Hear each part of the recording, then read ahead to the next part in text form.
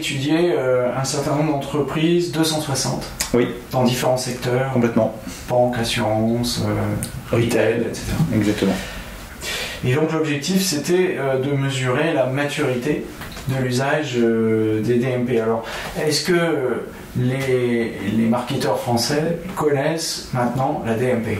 Effectivement, aujourd'hui, en 2016, on note une connaissance bien plus importante qu'elle ne l'était il y a encore un an de ce qu'est une DMP, de ce qu'elle permet de faire en termes d'usage et des bénéfices qu'elle peut générer. Donc c'est à peu près 77% des gens que vous avez interviewés qui disent qu'ils connaissent ou qu'ils ont même utilisé la DMP. Donc ce problème-là est réglé, maintenant il reste à savoir à quoi ça sert. Alors ça sert à quoi? Elle va réconcilier le meilleur des deux mondes, le monde physique, ce qu'on appelle les données offline, et puis le monde digital, ce qu'on appelle les données donc issues du cookie et toutes les caractéristiques qu'on peut y rattacher.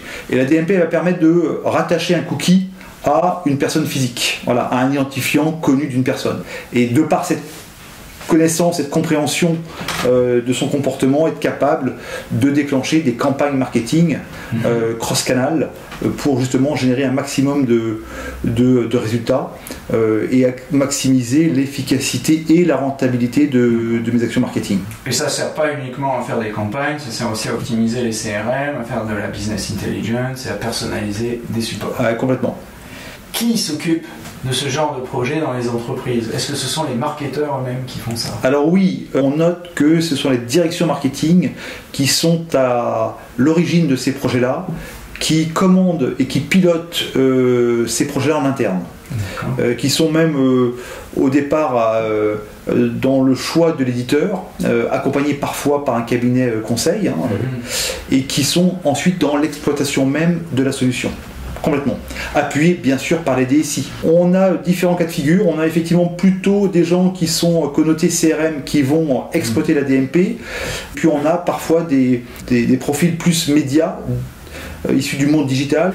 Les entreprises qui ont répondu à ce questionnaire, ce sont souvent des gens qui étaient un peu précurseurs et qui ont mis en place ce type de projet il y a 2 ans, 3 ans.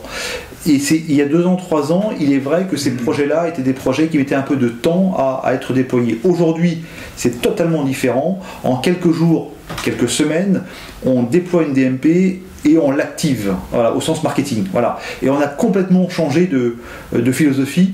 Ce sont des projets aujourd'hui marketing et absolument pas techniques. Ceux qui remettent en cause l'utilité de la DMP, ce sont les personnes qui ont pris le projet de façon qui n'était pas la bonne. Je m'explique. Un projet DMP est un projet où vous rentrez par des enjeux business, des enjeux marketing.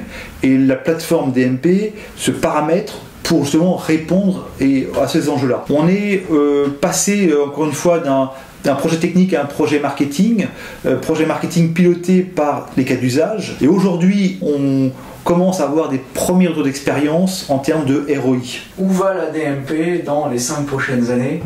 Elle va continuer à s'insérer dans l'écosystème des clients, des annonceurs, et puis elle va gagner en fonctionnalité de ce qu'on appelle les marketing automation, notamment pour pouvoir piloter de façon encore plus précise vraiment tous les canaux de communication, mais aussi en intégrant des fonctionnalités de scénarisation, sûrement dès 2017. Vous allez amener les fonctions de marketing automation qui sont aujourd'hui plutôt dirigées vers le B2B, vers le grand public et le consommateur. Absolument, absolument. Et on va intégrer ces fonctionnalités-là dans les plateformes DMP, absolument. C'est ça le sens de cette histoire DMP, et qui va très très vite.